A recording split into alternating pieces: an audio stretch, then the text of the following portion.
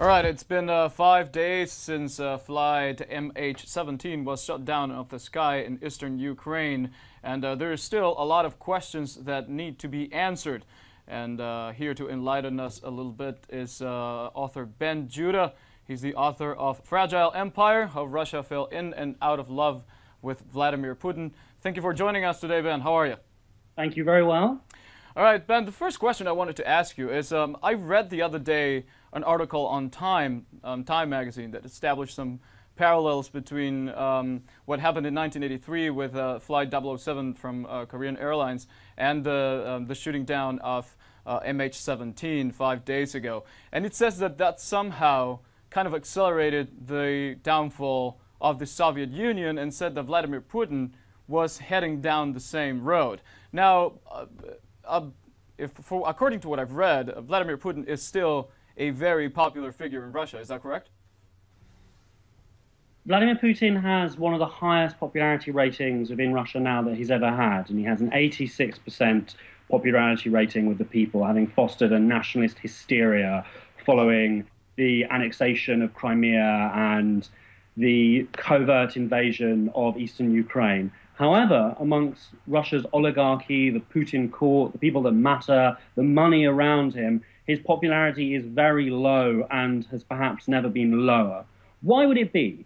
The reason is that the Russian elite are a quintessential kleptocratic elite in the era of globalization. They steal in their home country and they stash the money in Western Europe, in British tax havens, in French chateaus, in Austrian banks, and in real estate from the United States to the south of Spain. So those people support the West in this situation?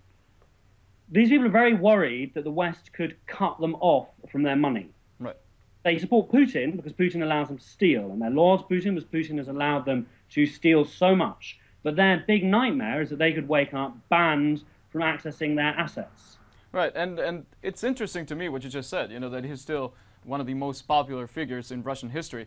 Why is this? Is this because of the kind of propaganda that people hear and read in the media there? Because I've been reading that there are a lot of conspiracy theories going around in Russia that what happened 5 days ago in eastern Ukraine is actually everyone is responsible but Russia.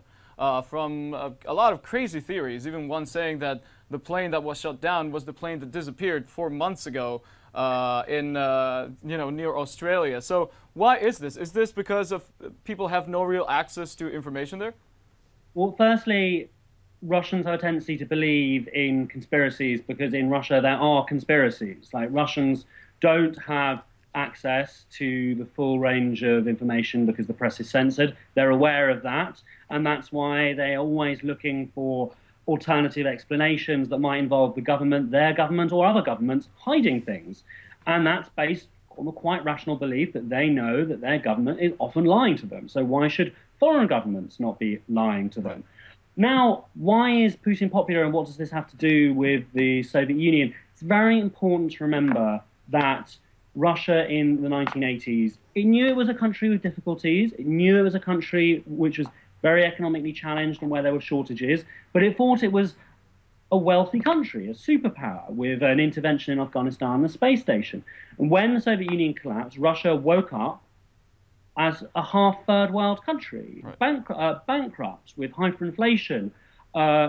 Former generals had become beggars. KGB leaders had become night taxi drivers, and it left a very, very deep trauma. Right. And it also meant lots of territories that Russians felt were inseparable from what it meant to be Russian, and one of those was Crimea. Right. And by annexing Crimea and having a huge propaganda barrage about it to cover up the fact that Ukraine itself was probably now lost to Russia forever following the Maidan revolution, Putin managed to trigger a whole wave of emotions that the collapse of the Soviet Union had somehow ended, that Russia had risen again from its knees, and that's why his popularity is so high right now. Right. It's almost like it's going back to what it was during the Cold War. It's a bipolar world again, except in this case, well, yes. It's again the Western civilization against Russia, right?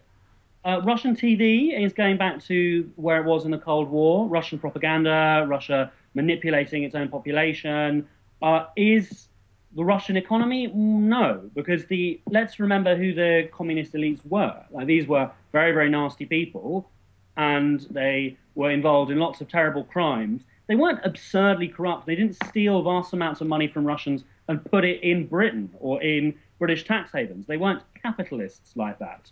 And that's the big difference, which is that you like so much about contemporary Russia and all contemporary Europe, if you want, this new Cold War is a deeply hypocritical one, because the Russian elite that's fighting it is fighting it in order to be able to continue stealing, to continue putting that money in the West. Now, Ben, do you think that there's a possibility that this could escalate into a bigger conflict? Because right now, I can tell that all sides are trying to contain this as much as possible, because no one wants to go to war. Not even in the United States, population, only 30% of the population feel that they should deploy troops in Ukraine in order to assist the Ukraine and stop the rebels from expanding their influence. So do you think that this could grow into something bigger? The Russian state is very incompetent. The Russian military, even though it's big, even though it's well funded, even though it's got all that oil, keeps on screwing up throughout Putin's reign because it's so corrupt and badly run. If you remember the Kursk submarine, the Beslan school massacre, the Moscow theater siege, they keep on making errors. And this error of shooting down a Malaysian Airlines passenger plane taken by Russian-backed rebels is the latest in a long sequence of that. And because Putin has supported this stealth intervention in eastern Ukraine that's likely to continue making mistakes, that's going to continue causing lots of deaths, I don't think we're going to have a real war between Europe and Russia, not in the slightest, but we could slowly be drifting towards an economic war with tit-for-tat sanctions and a rollback a lot of the globalization that's gone on between Europe and Russia. Right. Well, and this brings me to my next question, which is, I don't know if you know, but a week ago, Vladimir Putin was here in Argentina, was having a meeting with President Cristina Fernández de Kirchner, and apparently Russia is trying to sort of like make agreements with Argentina in order to for Argentina to become a strategic economic partner. So do you think that this could somehow, Putin's expansion over Latin America, what kind of effects do you think it's going to have on Russia's relationship with the United States and Europe? Well, that's the right question to ask, because it's not really about Russia's relationship with Argentina or Russia's relationship with, with Peru or Venezuela.